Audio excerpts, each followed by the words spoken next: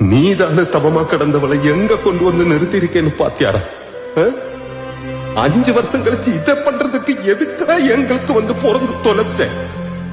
நமக்கு நம்ம புள்ள இருக்கான், நல்லா படிச்சு நம்மள காப்பாத்துவோம். எனக்கு உன்னையும் அம்மாவையும் விட்டா வேற யாரா இருக்கா? நானும் அம்மாவும் உன்னை லவ் பண்ற மாதிரி இந்த உலகத்திலே உன்னை யாரும் லவ் பண்ண மாட்டேங்கிறா. அப்பா,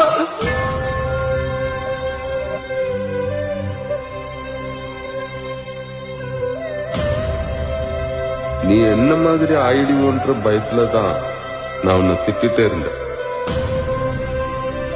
எனக்கு உன் மேல பாசம் இல்லாமல இல்ல,